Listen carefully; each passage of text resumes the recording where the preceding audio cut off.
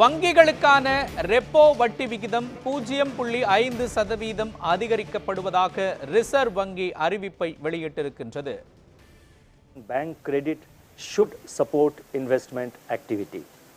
According to our survey, manufacturing firms expect sustained improvement in production volumes and new orders in Q2 of 22-23, which is likely to sustain through the fourth quarter also.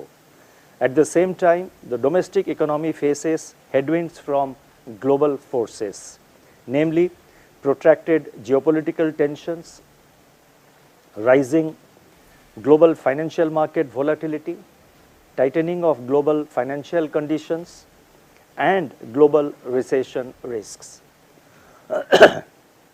Taking all these factors into consideration, the real GDP growth projection for 2022-23 is retained at 7.2%, with Q1 at 16.2%, Q2 at 6.2%, Q3 at 4.1%, and Q4 at 4%, with risks broadly balanced.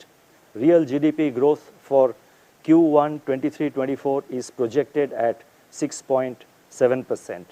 Now, there may be a question which of course will come in the subsequent press conference, but I think to remove any ambiguity even at this point of time, let me say that somebody might as well ask that in the Q3 and Q4 of the current year, the growth goes down to 4.1% and 4% in Q4, then suddenly it goes up to 6.7% next year.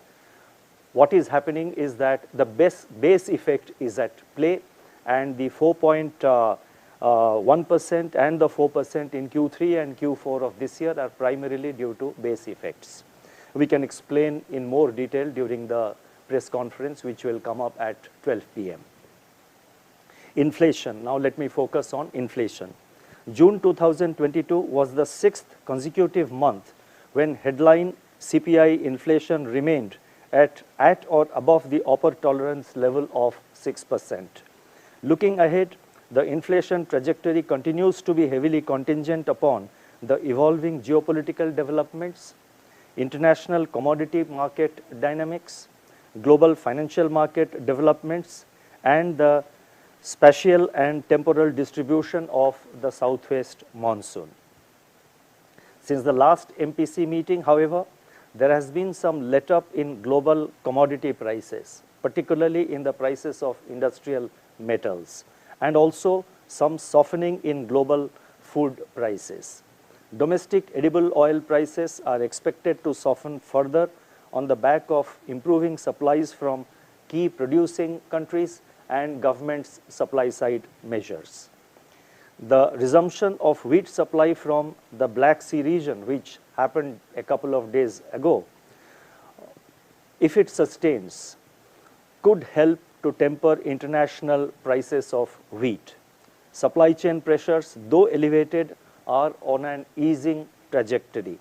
Further, the advance of the southwest monsoon is by and large on track, and Kharif sowing has picked up in recent weeks.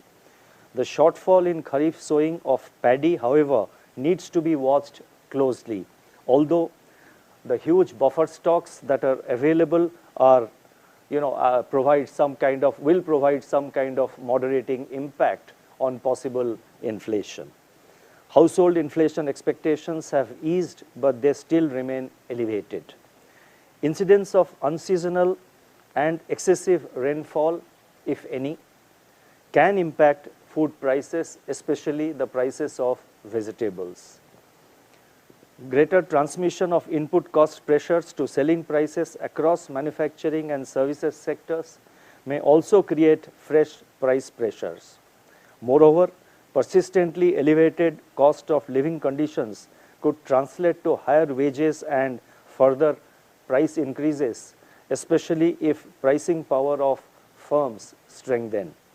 Taking into account these factors, and on the assumption of a normal monsoon in 2022 and average crude oil price, that is Indian basket, of $105 per barrel, inflation is projected at 6.7% in 2022-23, that is the current year, with Q2 at 7.1%, Q3 at 6.4%, and Q4 at 5.8%, with risks evenly balanced.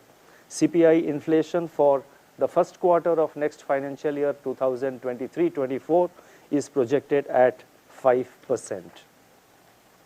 The inflation trajectory is now poised at a decisive point. While there are incipient signs of a confluence of factors that could lead to further softening of domestic inflationary pressures, there remain significant uncertainties. In such a milieu, with growth momentum expected to be resilient despite headwinds from the external sector, monetary policy should persevere further in its stance of withdrawal of accommodation to ensure that inflation moves close to the target of 4% over the medium term. தற்பொழுது repo வட்டி விகிதம் உயர்த்தப்பட்டிருக்கின்றது. இது குறித்து கருத்துக்களை பதிவு செய்வதற்காக auditor Kandasamy தற்பொழுது நம்முடைய இணைப்பில் இருக்கிறார். சார் வணக்கம் சார். இந்த வட்டி விகிதம், ரெப்போ வட்டி விகிதம் உயர்த்தப்பட்டிருப்பதால் என்ன மாதிரியான பாதிப்பு பொதுமக்களுக்கு ஏற்பட வாய்ப்புகள் இருக்கிறது சொல்லுங்க சார். ஏன்னா ஹோம் லோன் இன்ட்ரெஸ்ட் ரேட் ஏறும், கார் லோன்ஸ் எல்லா வட்டி விகிதம்லாம் ஏறதுனால பேங்க்ல நீங்க கட்ட வேண்டிய இஎம்ஐ இப்போ ஏற போகுது. ஏற்கனவே ஒரு 40 பேசிஸ் பாயிண்ட்ஸ் மேல ஏற்றினாங்க, இன்னொரு 50 பேசிஸ் பாயிண்ட் ஜூன்ல ஏற்றினாங்க, இப்போ ஒரு 50 பேசிஸ் பாயிண்ட் ஆகஸ்ட்ல ஏற்றிருக்காங்க இல்லையா. இன்னும் ஏற்றுவாங்கன்னு எதிர்பார்க்குறோம். இந்த வருஷம் டோட்டலாக மொத்தம் ஒரு 200 பேசிஸ் பாயிண்ட்ஸ் ஏறும்னு எதிர்பார்க்குறோம் டோட்டலாக. ஆஸ் ஆஃப் நவ் இன்னி வரைக்கும் ஒரு 140 பேசிஸ் பாயிண்ட், இன்னைக்கு 50 பேசிஸ் பாயிண்ட் சேர்த்து 140 பேசிஸ் பாயிண்ட் இன்க்ரீஸ் பண்ணியிருக்காங்க. இதனால வட்டி விகிதம் ஏறுறதுனால என்ன ஆகும், உங்களுடைய இஎம்ஐ நீங்கள் மாதம் மாதம் செலுத்த வேண்டிய தொகை ஏறுது, அது ஒன்று. ஆனால் என்ன பார்க்குறோம் அப்படின்னா, முன்னாடி ரொம்ப வேகமாக ஏறிட்டே இருக்கும்னு நினச்சிட்டு இருந்தோம். ஆனால் இப்போ கொஞ்சம் மாடரேட் ஆக சான்ஸ் இருக்குது. இந்த ஹைக்கு இந்த பாருங்கள், மேலேருந்து ஆகஸ்ட்டுக்குள்ளே 140 பேசிஸ் பாயிண்ட் ஏற்றியாச்சு. For the rest of the year இன்னிலேருந்து 31 மார்ச் வரைக்கும் மேக்ஸிமம் இன்னொரு 60 பேசிஸ் பாயிண்ட் தான் ஏறும்னு எதிர்பார்க்கலாம். காரணம் என்ன அப்படின்னா, இப்போ கொஞ்சம் கொஞ்சமாக மாடரேட் ஆகிட்டு இருக்கு ப்ரைஸஸ். குளோபல் ப்ரைஸும் சரி, மெட்டல் ப்ரைஸாக இருக்கட்டும், இந்த நம்ம சமையல் எண்ணெயாக இருக்கட்டும், நிறைய ப்ரைஸஸ் கொஞ்சம் மாடரேட்டாக இருக்குது. அஃப்கோர்ஸ் போன வருஷத்தை கம்பேர் பண்ணும்போது இப்போவும் ஜாஸ்தியாக தான் இருக்குது. ஆனால் ஒரு 2 மாதத்துக்கு முன்னாடி இருந்ததை விட கொஞ்சம் கொஞ்சமாக குறைஞ்சிட்டு வருது. அதனால் இந்த வட்டி விகிதம் இன்க்ரீஸ் ரொம்ப வேகமாக நடந்துச்சு இந்த 3 மாதத்தில், மேலேருந்து ஆகஸ்ட் வரைக்கும். இதுக்கப்புறம் மீதி இருக்கிற ஒரு ரெஸ்ட் ஆஃப் த ஃபினான்ஷியலில் இந்த அளவுக்கு ஏறாது, மொத்தமே இன்னொரு 50-60 பேசிஸ் பாயிண்ட் தான் ஏறும்னு எதிர்பார்க்குறோம். இது சிக்கல் தான். என்ன மாதிரி சிக்கல் வரும், இப்போதைக்கு சேலரிஸ் பெருசாக ஏறுறதில்ல, உங்கள் வருமானம் அதிகமாக ஏறுறதில்ல, ஆனால் உங்களுடைய செலவுகள், உங்களுடைய தினப்படி செலவுக்கும் ஜாஸ்தியாகிறது, நீங்கள் ஃபினான்ஸுக்கு கொடுக்க வேண்டிய இஎம்ஐயும் ஏறுது. 2 பக்கமும் அடி உங்களுக்கு. ஒன்று தினப்படி நம்ம உணவு, ரெண்ட்டு, எலக்ட்ரிசிட்டி எல்லாம் ஏறிட்டுருக்கு. உங்களுடைய வருமானத்திலேருந்து அதுக்கு செலவு பண்ண போக மீதி இருக்கிறதே கம்மியாக தான் இருக்கும். அதுலேயும் இன்னும் உங்களுக்கு மற்ற இஎம்ஐலாம், உங்களுக்கு 2 வீலர் லோனாக இருக்கட்டும், ஹோம் லோனாக இருக்கட்டும், கார் லோனாக இருக்கட்டும், பர்சனல் லோனாக இருக்கட்டும், எல்லாத்துக்கும் இஎம்ஐ ஏறிட்டு இருக்கு. ஸோ டபுள் இம்பேக்ட் நீங்கள் பார்க்குறீங்க.